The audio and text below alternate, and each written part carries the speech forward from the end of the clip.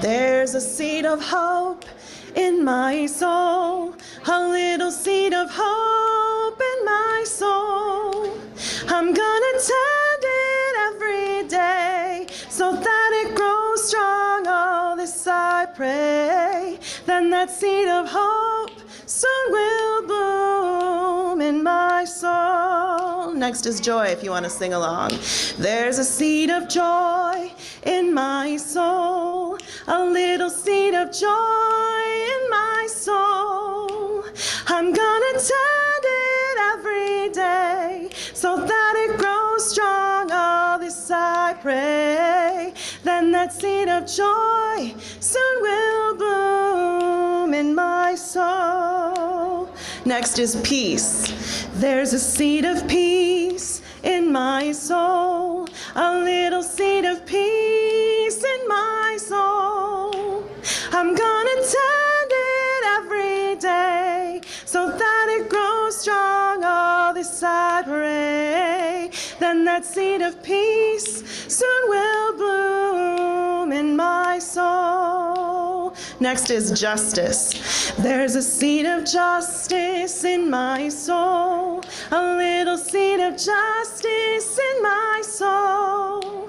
I'm gonna tend it every day so that it grows strong. Oh, this I pray. Then that seed of justice soon will bloom in my soul. Last one, we'll do hope one last time. There's a seed of hope in my soul, a little seed of hope in my soul. I'm gonna tend it every day so that it grows strong. Oh, this I pray. Then that seed of hope soon will bloom in my soul. Welcome.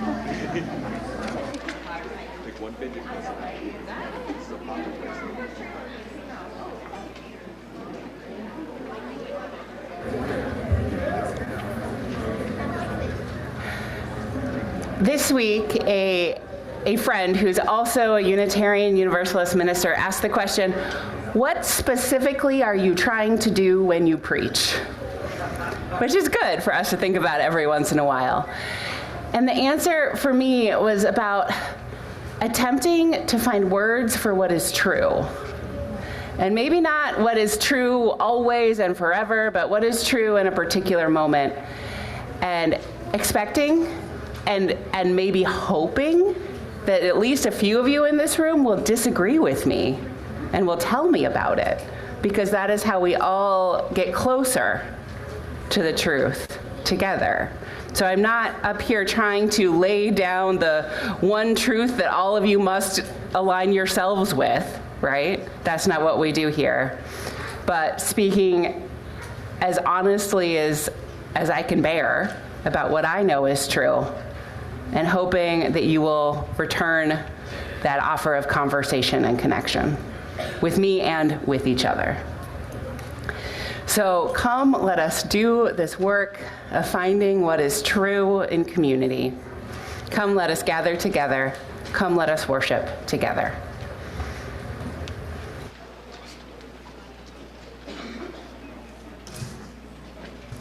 Good morning.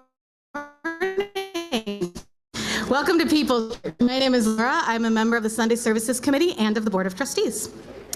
People's Church is a member congregation of the Unitarian Universalist Association and part of a long tradition, of liberal religion. Look at that. Here, we seek to be a beloved community, embracing and serving our diverse world. Here, we come together as different people, all seeking community.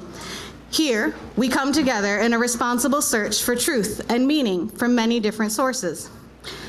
Being a children's librarian, I find a lot of meaning in children's books, one of them being the classic Winnie the Pooh. There is also a book called The Tao of Pooh that explains how Pooh is Buddhist. It's pretty great. In one book, Pooh and Piglet are walking together. Piglet sidles up to Pooh. Pooh, he says. Yes, Piglet? Nothing. I just wanted to be sure of you. And so, in turbulent times, we come to church to be together, to say, People's Church? I just wanted to be sure of you. Thank you for being here.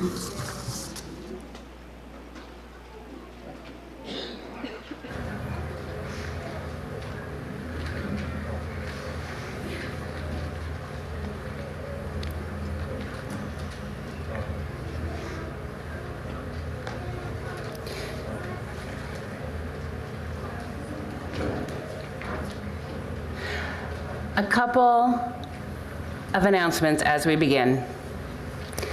So today is the last day to become a member of People's Church if you want to vote at our congregational meeting in May, which is about 6 weeks away. That meeting is where our members vote on things like who will be our elected lay leaders for the year and our budget and anything else you all decide to put on the agenda. This is a democratic group. So if you're feeling ready for membership and this is that extra push you need to make it official, we will have some bonds of union available after the service. And you also, if you're new, know that we do not pressure you to join at any stage. There'll be invitations and programs to learn more about membership coming up again soon. But so that's how we govern ourselves. We are democratic, and it is members who do the work of voting. And we have people who've been part of this church for decades who've never joined, and that's allowed too. So there are many ways to be a part of this community. At the end of our service today, we'll have our annual shelter in place drill. So this is our way of preparing ourselves for tornadoes and other similar events. So on the back of your order of service, if you're here in the room, you'll see this handy dandy map of the building. And you'll see, if you're here in the Commons, on your seat or very near to it, you will have a small, brightly colored card that corresponds to the rooms that you should go to at the shelter in place drill if you are in the Commons at that time. Different expectations if you are off doing specialty classes or religious education. So when our service ends here, I will say it's now time for the shelter in place drill. And you will, in a calm and orderly fashion, we hope, move to your designated space. If movement is challenging for you, probably the easiest place to move is the kitchen right through this door. So we encourage you to do that regardless of what color you're assigned.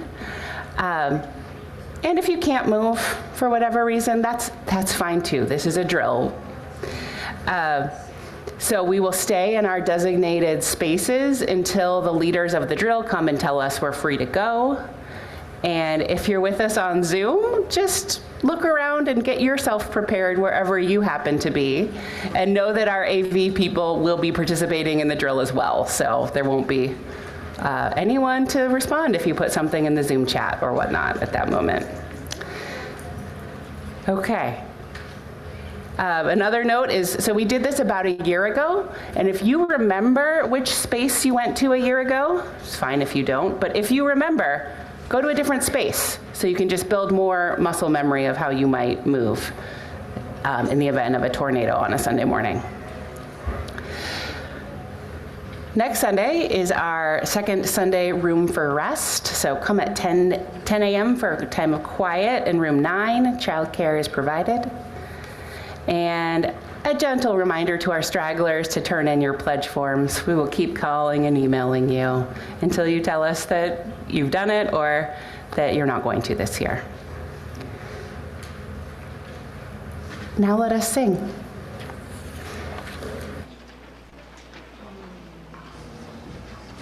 Yes, good morning. I invite you to rise and body your spirit to sing our opening song.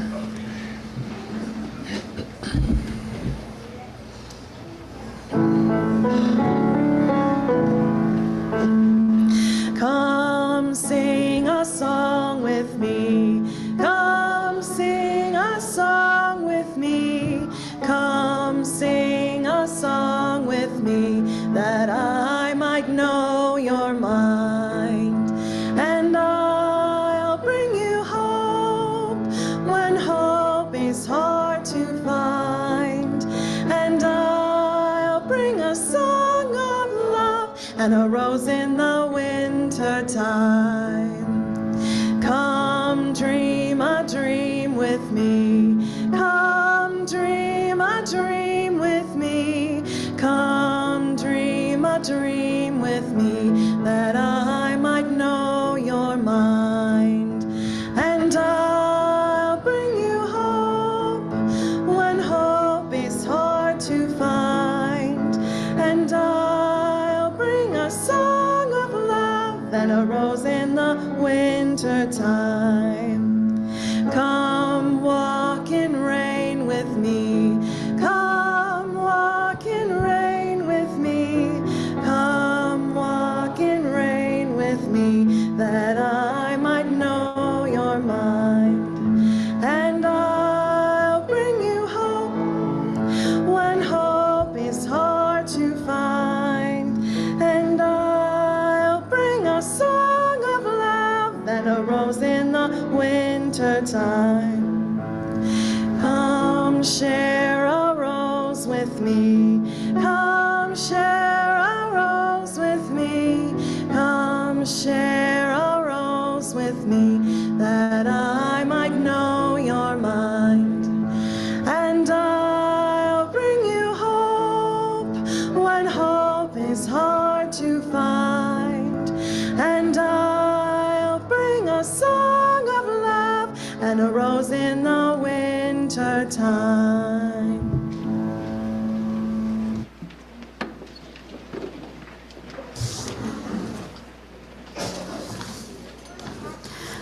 I'd like to invite Vincent up to light the chalice, please. If you're lighting a chalice at home, you are encouraged to type in the chat box, "A chalice is lit" in your neighborhood, your city, your street.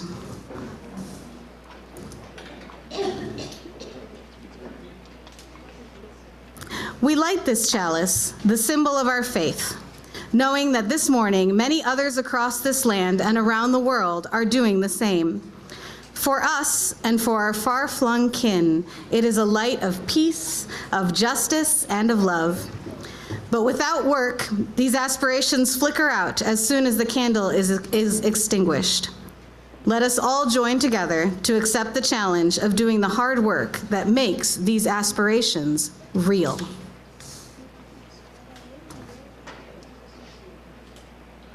In addition to our chalice flame burning here at People's Church, we have people with us on Zoom this morning. There are chalices flickering in Parkview Hills, the Millwood neighborhood, on 41st and a half Street, Galesburg, on Munson Lake near Grand Junction, in Edmonds, Washington, in Beacon Borges Hospital of Kalamazoo, and in Portage. What a gift it is to be together in time, even when we are not all in the same place.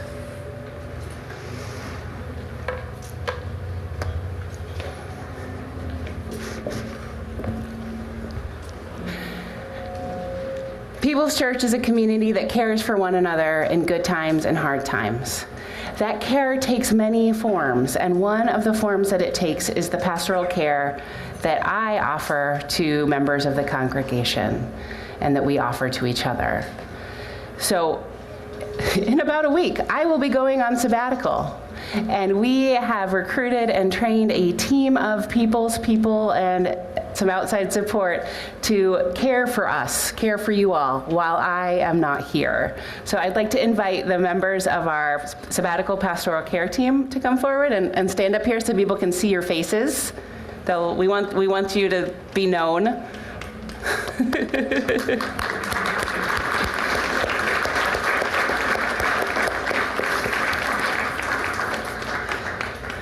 So we have Rochelle Habeck-Hunt, Don Miller, Garen Young, Sasha Ospina, and Jill Terwilliger. So see these faces now, so you're not seeing them for the first time in a crisis, right? So Rochelle, Don, Garen, and Sasha are church members who have skills in the work of care and will help both offer spiritual and emotional support and get people connected to resources in our brighter community if that's what they need. And then Jill is a Unitarian Universalist minister and a grief counselor. So she's on call for anything that's really big, and is our person to do rites of passage. So if you need a memorial service, an emergency wedding, I don't know what else, Jill will be the person who does it while I'm away. And so this part of this ritual will make a lot more sense next week when we're actually talking about relay races, but I'm handing each of them a baton to carry this work of People's Church forward while I am sitting on the sidelines. So here you go. Thank you. Thank you. Here's your baton. So thank you all.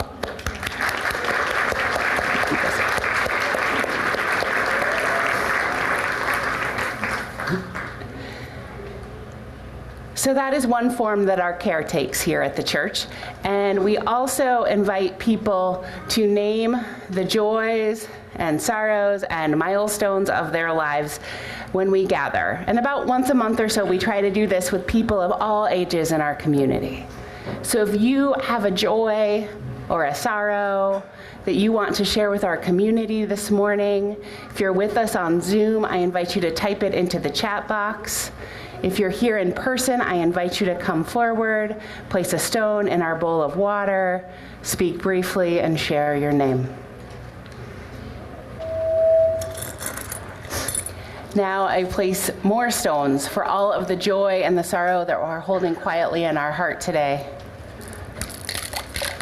The joy and sorrow in our wider community and our wider world.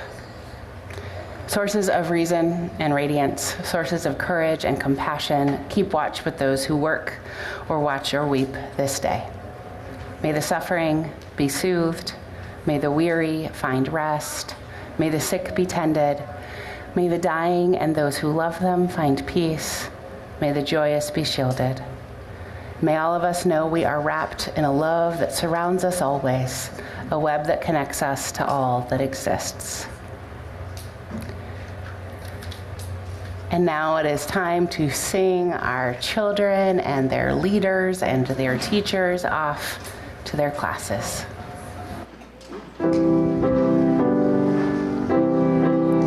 Go forth in peace, in search of wisdom, with love to guide you on your way. And may the joy of life surround you wherever you may go. Go forth in peace, with love to guide you on your way.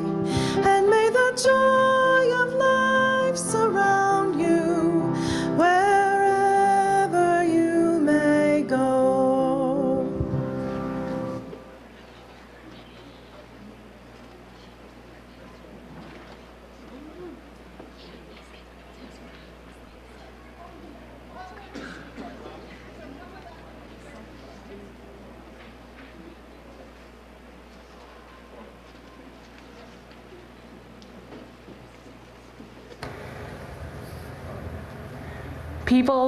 People are generous people.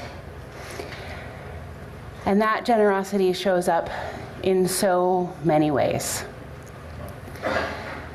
But today I want to highlight the work of the leaders of our religious education program. So right now, our elementary school children are learning parkour, which is like, I don't know, creative jumping, sort of. It's this wild and cool way of moving.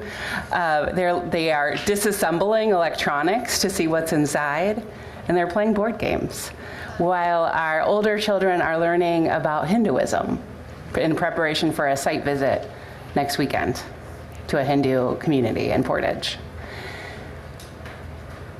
And it is a gift that we have grown-ups willing to lead these activities, that we have people showing up for game nights and sleepovers, that we have people who maybe don't find tremendous joy spending time with children at this stage in their life, but who are committed to the existence of the program for others, whether through their finances or through their time serving in other ways at this church. Because the religious education program is one of the gems of this church. The number of colleagues I talk to who have churches this size with 10 kids in them is not insignificant. It is rare and precious to have this huge crowd run out when we sing our children off to their classes. And that is through the commitment of so many in this community who value religious education for the coming generations, who know that we need a world with kids deeply steeped in our values and our commitments. So, thank you. And this is where I invite you to continue this good and important work. The offering will now be received.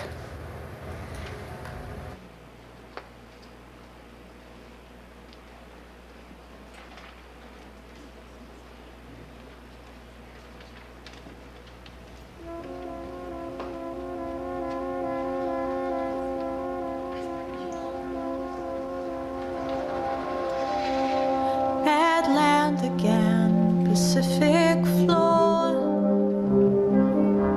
the Great Lakes and the Gulf of Mexico, the land between sustains us all to cherish it, our tireless call. Arise, arise, I see the future in your eyes. To a more perfect union we aspire, and lift our voices from the fire.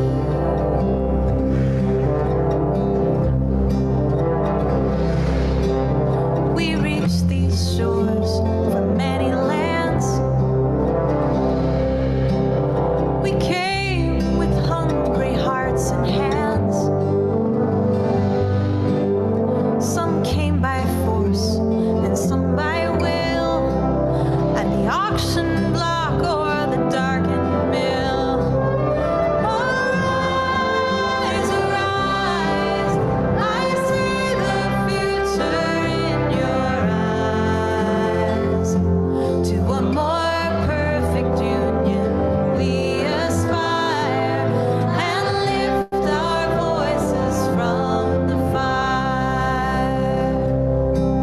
We died in your fields, in your factories.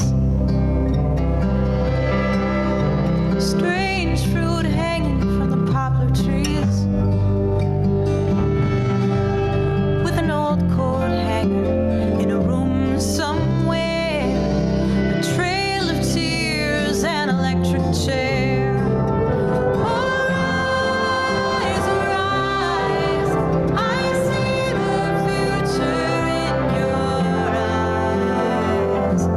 To a more perfect union we aspire, and lift our voices from the fire. And our great responsibility to be guardians of our liberty, till tyrants bow to the people's dream, and justice flows like a mighty stream. Arise, arise, I see the future in your eyes. To a more perfect union we aspire, and lift our voices from the fire. Arise, arise, I see the future in your eyes. To a more perfect union we aspire, and lift our voices from the fire.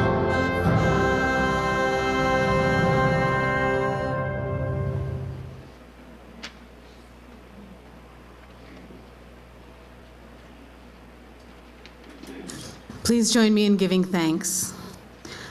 From the countless gifts we each have been given, gifts of life and love and sustenance, we bring these small portions to share in the works of love which none of us can accomplish alone.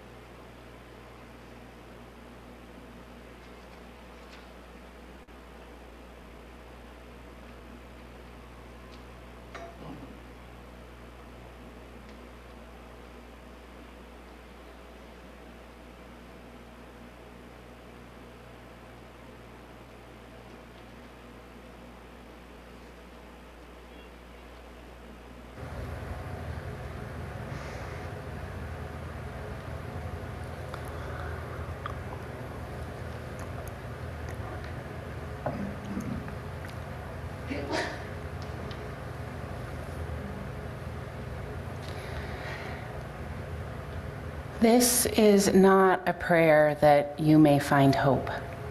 For hope is a luxury that some cannot find and others cannot afford. This is not a prayer that you find more love in the world, though I hope you continue to feel love and send love to those near and far. I pray instead that you may find tools. A hammer lying half hidden in the grass, a roll of duct tape curled up and forgotten on a high shelf in the back of the closet, a wrench poking out of the back pocket of a stranger. Take these tools and gird thyself. A hammer for justice, duct tape to hold together your broken heart, a wrench to grip and provide advantage in applying torque to turn objects or to turn the world. Take these tools and others you may find in places expected and unexpected. Take these tools and gird thyself, for weeping may last through the night, but the work begins in the morning.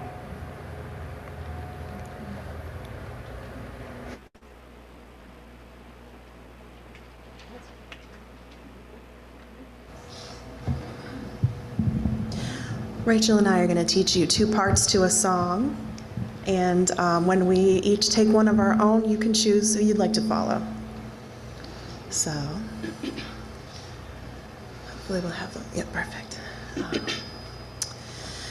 Loosen, loosen, baby, you don't have to carry the weight of the world in your muscles and bones. Let go, let go, let go. Loosen, loosen, baby, you don't have to carry the weight of the world in your muscles and bones. Let go, let go, let go. Here's part 2. Holy breath and holy name, will you ease this pain? Holy breath and holy name, will you ease this pain? Loosen, loosen, baby, and you don't have to carry the weight of the world in your muscles and and bones. Let go, let go, let go. Loosen, loosen, baby. And You don't have to carry the weight of the world in your muscles and bones. Let go, let go, let go. One more time through.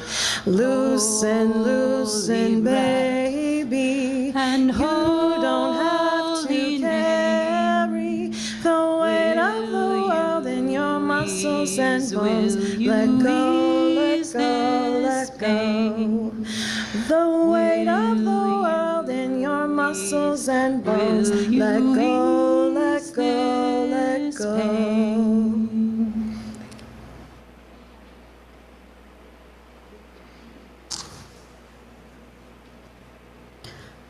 Our first reading this morning is from Hope in the Dark by Rebecca Solnit.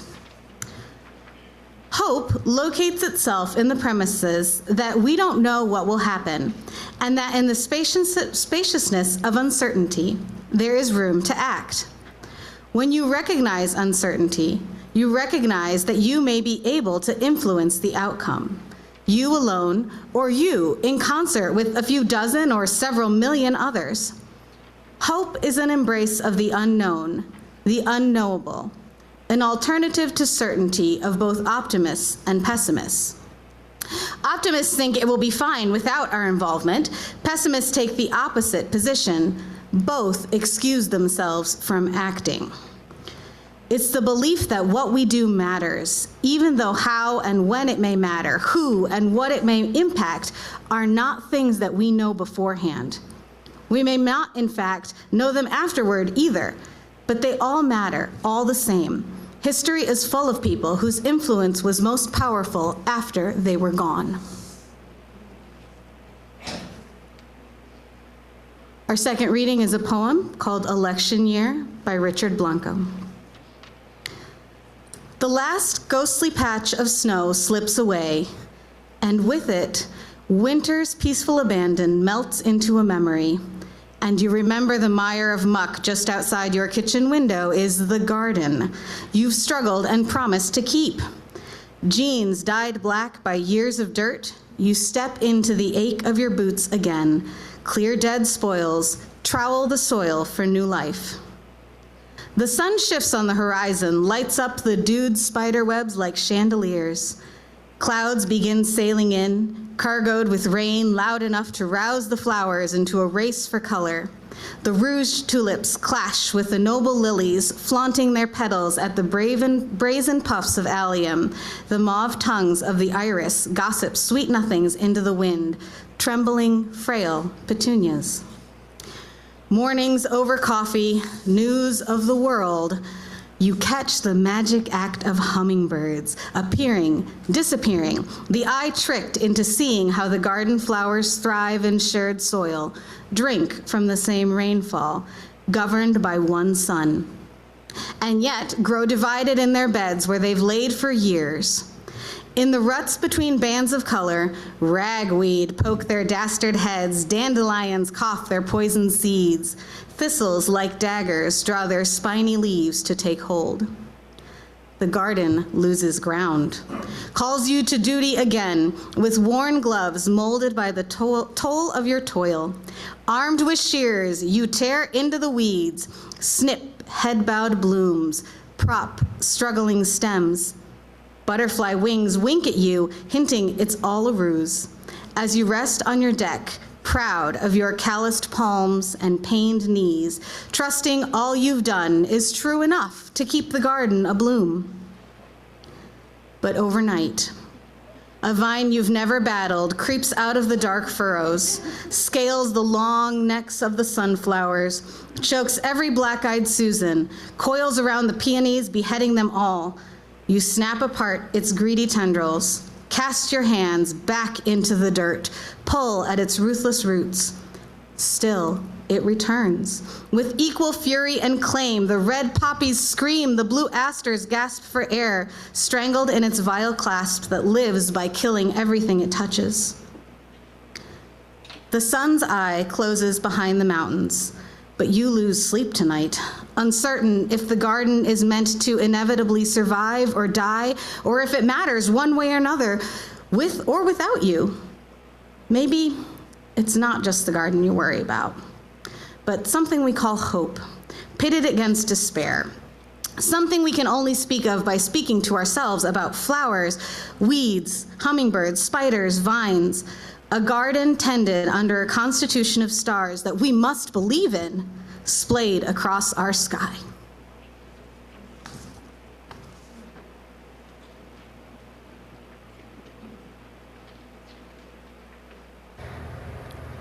Survivor's Faith by Emily de Tarpert. Before the world ended, fires engulfed Australia.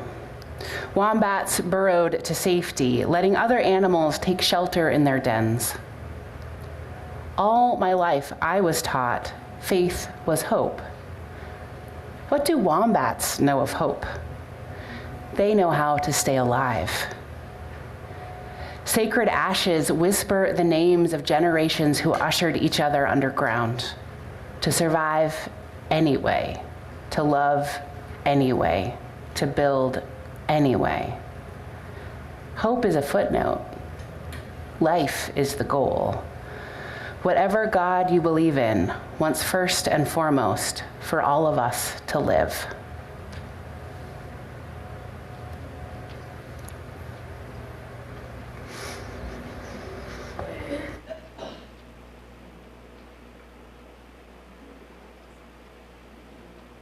I invite you to do a little stretch up. Find your column of air. And if you know this one, sing along. We got some words too, yeah. Right. Gonna keep on moving forward. Keep on moving forward. Keep on moving forward. Never turning back. Never turning back. Gonna keep on moving proudly. Keep on moving proudly. Keep on moving proudly. Never turning back. Never turning back. Gonna keep on singing loudly. Keep on singing loudly. Keep on singing loudly. Never turning back. Never turning back. Gonna keep on loving boldly. Keep on loving boldly. Keep on loving boldly. Never turning back. Never turning back. Gonna keep on moving forward. Keep on moving forward.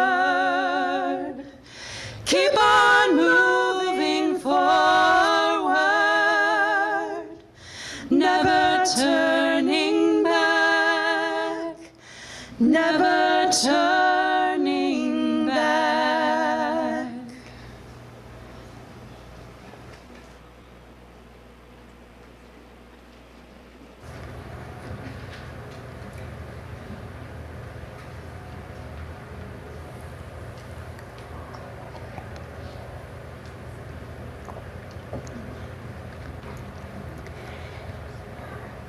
In the Unitarian Universalist church of my childhood, there was a song we sang every week.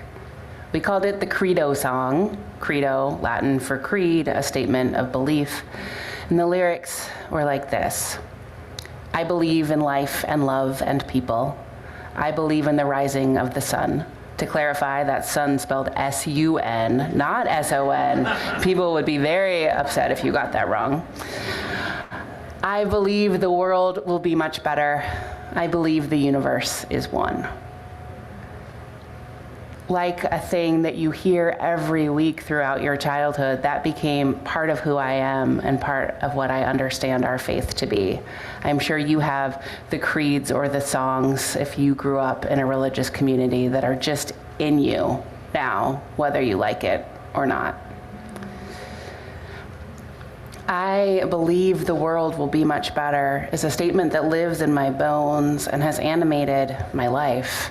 Since I was old enough to understand the words, I had known myself as part of this great group project of remaking the world, making it fairer and truer and more loving. And this has been a source of hope to me, this vision. But in recent years, this grand group project idea of hope has been faltering.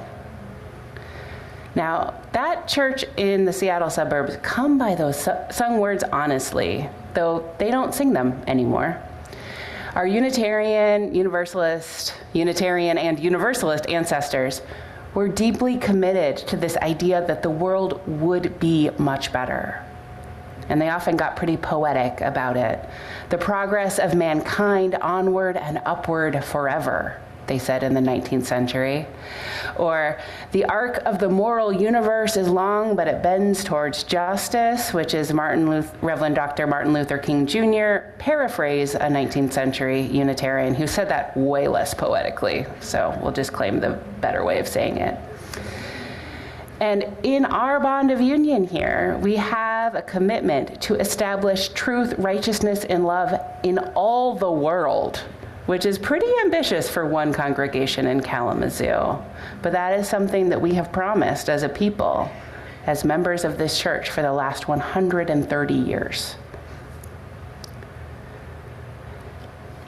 And last summer, your board named hope as one of their goals for this year, the exploration of hope, the cultivation of hope, because I think some of them, like me, are struggling with what this kind of hope means now.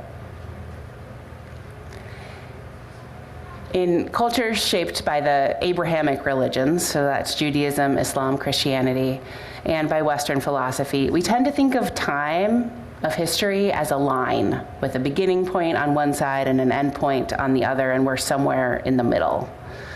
Other cultures have other ideas of time, circles and spirals and more. But in this line of time that we have as our sort of mental framework, we Unitarian Universalists, most religious liberals, most political progressives, which are overlapping often but not identical groups, look forward. If we put the line of all of human history here before us and marked the big milestones, and were to ask where was the best part, most of us, I think, would point to a future that hasn't happened yet. The best days are ahead of us. Once we've solved the problems of today, it's just smooth sailing forever and ever. Or at least the 19th century Unitarians would have said that.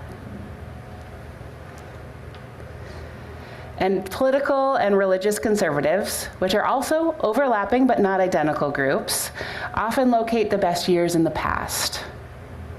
Modern authoritarians, 21st century fascists do this. Fascism didn't used to do this. These movements yearn for a return to the past, usually a mythic past that never actually happened, but is far enough away from now that we can imagine it being great. A golden era when things were easy and everything made sense. A time when America was great, perhaps. And among folks who share the forward-looking posture, hope lives in that aspiration for a better world. That world of truth and righteousness and love, a beloved community. Something, it is that vision of that world we haven't reached, but maybe we could, that it often inspires hope, which often inspires action, which often does make things better, which then inspires its own hope. And that becomes its own source of action. It's a virtuous circle reinforcing itself. And at least for me, this virtuous circle is wobbly, if not broken. Hope is hard to find for me. It used to be a bodily experience, something I knew in my bones, and it just isn't anymore for me. That part of me seems missing. And a few months ago, I named this in the pulpit during our question box service that I'm struggling with hope. And I tried to figure out where that began. And it's been at least for a few years, and I think longer. I remember, perhaps some of you do too, in 2008 when hope became a political slogan, part of that Obama campaign, big signs with his face and hope all over them. And the idea lost some luster when that administration did not live into its promises after election, because the actual work of governing is harder than the idea of hope. And as the climate changes and authoritarian rises around the world and in our country, it feels harder and harder to envision a much better world, at least in a way that's grounded in any sort of reality. I don't feel the song I was taught as a child as I once did. I can't sing, "I believe the world will be much better" with a full voice and a full heart. And maybe that's why that church doesn't sing that song anymore either. At best, I can envision a world that's better in some ways and worse in others, a 2 steps forward, 1 step back, 1 step forward, 2 steps back kind of world. And that halting motion is not the stuff of grand, inspiring visions. That ambivalent sort of future doesn't inspire so much hope. So I know I'm not alone in this. Many of you told me about your own struggles with hope now too, although I think so many of you who were at the rallies yesterday were deeply inspired. So maybe this is just the wrong moment for this, and you can file it away for go back and watch it on YouTube when this is actually the message that you need. And that's fine. Because some of you have hope, maybe from yesterday, maybe from other times, and that's beautiful. Some of you are really skilled at bringing hope when hope is hard to find. And I'm not trying to take that away from anybody today. Keep it and use it and find comfort in it and know that I am jealous. Know that. So, unsurprisingly, I am not the first person to struggle with hope and its forward-lookingness. The challenge of hope and even arguments against hope is a theme in the wisdom traditions with roots in India, in traditions with a more circular understanding of time and progress. So in the Buddhist tradition, the cause of life's suffering and unsatisfactoriness is samudaya, and that word describes attachment, the craving or desire or thirst for things to be different than they are. That could be the craving for wealth or health or pleasure. This could be the desire for good things or to avoid disappointment. It could be the things like the craving for the world to be much better than it is. Buddhist wisdom reminds us that regardless of what is wanted, it is the act of wanting things to not be as they are that causes pain. The wanting, the grasping, the reaching for something that is not what is.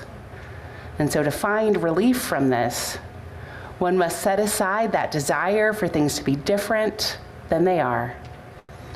And that is really hard to do, which is why Buddhism has an 8-fold path of different practices that you need to engage with to try to get there. That's what faithful Buddhist practice is. And modern Indian philosophers with roots in both Buddhism and Hinduism have connected this Western idea of hope to these ancient Buddhist ideas of samudaya and encourage their listeners to set aside hope. So Jiddu Krishnamurti, a 20th century Indian philosopher, instructed, "To live happily is to live without hope." He explains that being hopeful takes our focus away from the present moment. To hope is usually to envision another time, usually the future. True happiness, in his thinking, requires being present to where you are in this moment, to being fully here, not half envisioning 5, 10, 25 generations from now time. So to be happy means to be present, and hope takes us away from present. His contemporary, the Hindu teacher Swami Prajnapada, agrees and goes even further, saying, hope is humankind's greatest enemy. I don't agree with that, but it is a provocative idea, right? I think there are plenty of more dangerous ideas and people and systems and structures than hope. But there is something profoundly comforting in knowing that when we struggle with the idea of hope, we can find kinship in ancient wisdom traditions and modern philosophers. Buddhists and Hindus and others have been questioning the usefulness of hope for thousands of years. Hope is very much a Western virtue, not a universal one. Which doesn't mean we can't have it, but there are vast swaths of the world where hope is not held up as one of those main virtues we should all be aspiring to. All sorts of traditions exist without hope or against hope or without putting it up on this pedestal as a thing to aspire to. There's millennia of wisdom about this.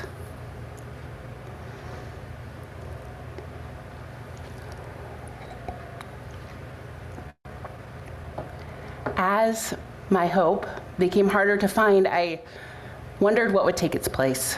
For so long, my efforts toward kindness and love and justice and goodness of all sorts have been rooted in hope, this sort of grand group project of remaking the world, creating the world we all want to live in, that onward and upward community.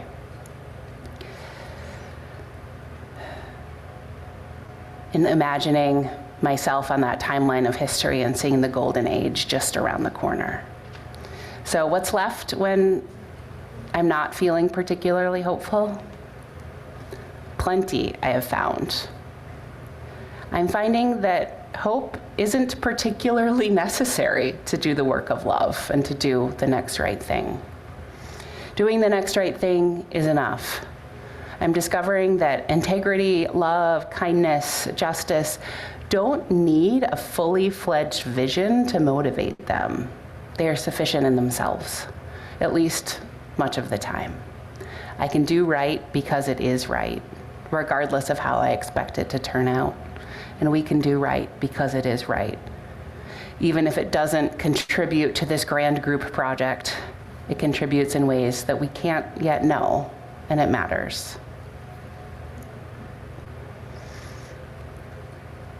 A few weeks ago, I made the first disbursement from our Resistance and Resilience Fund.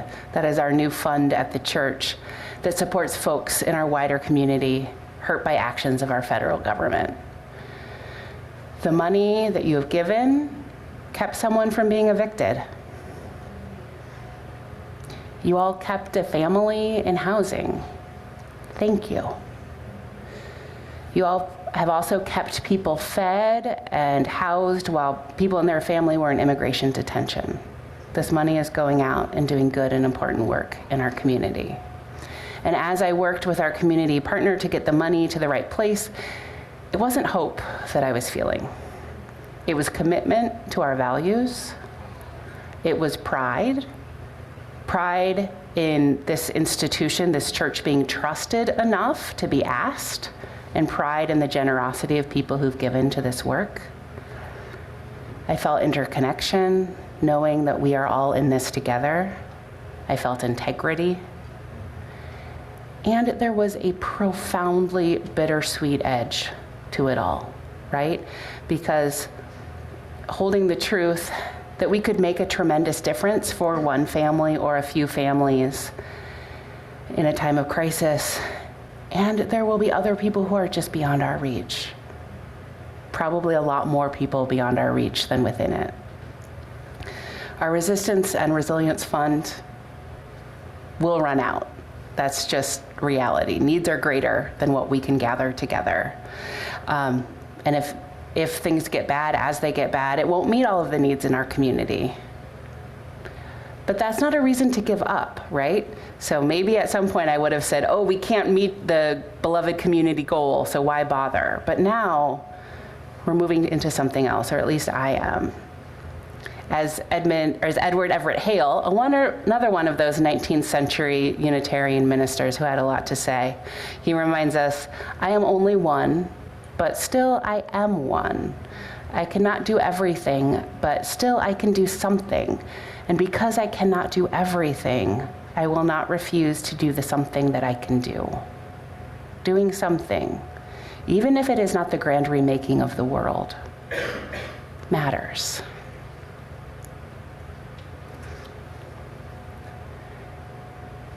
I think in this moving forward and doing what is right and necessary and possible with or without a deep animating hope, a new sort of mature hope is found.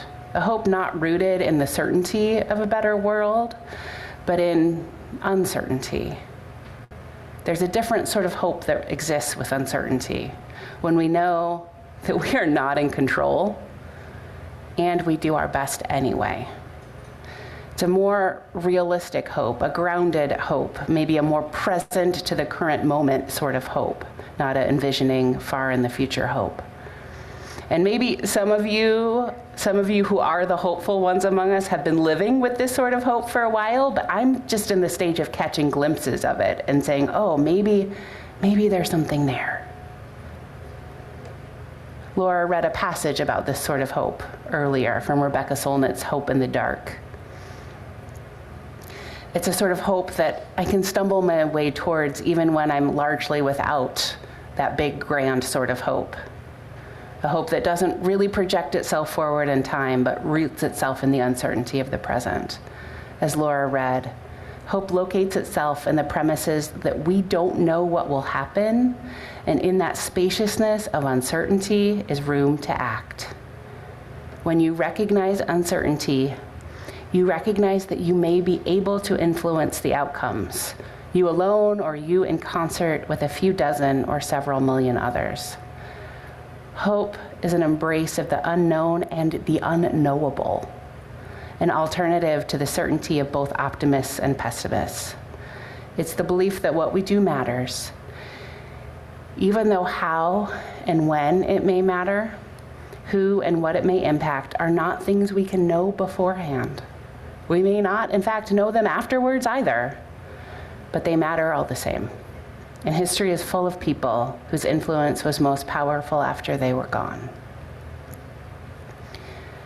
In this moment, we don't know how our actions will matter and what sort of impact they will have. That is actually true in every single moment that exists, not only in this moment, but I think we're feeling it a little more now, given the state of the world. At least I am. Maybe you are too.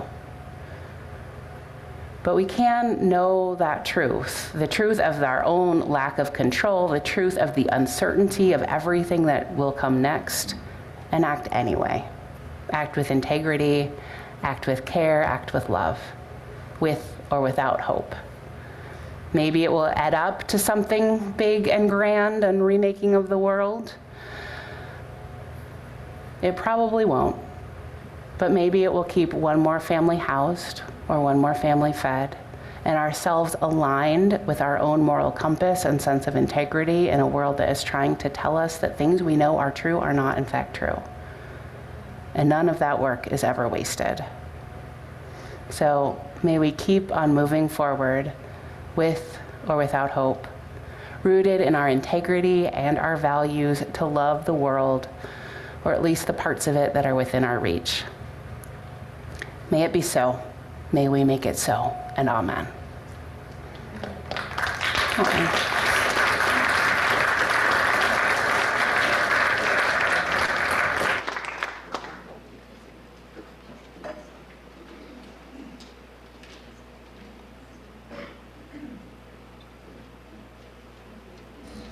All right, one last time today, I invite you to rise and bow to your spirit, and we'll sing ourselves into our emergency shelter in place. Don't forget. I'll let her. Okay.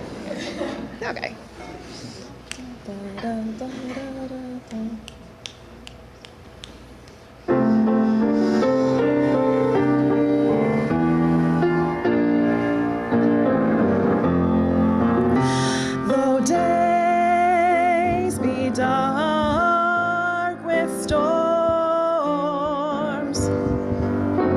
and burdens weigh my heart,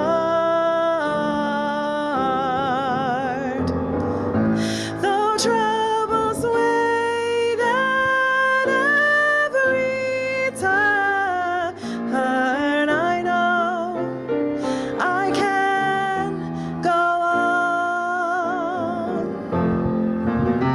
When sorrow heals my soul and burdens make me strong, though troubles wait at every turn, oh, I know I can go on. My sister in my heart, my brother in my song, though troubles wait at every turn, I know I can go on. And though the journey is long, the destination is near. Though troubles wait at every turn, I know I can go on. Last time. So brothers, take my hand, and sisters, sing my song. When hope awaits at every turn, I know we will go on.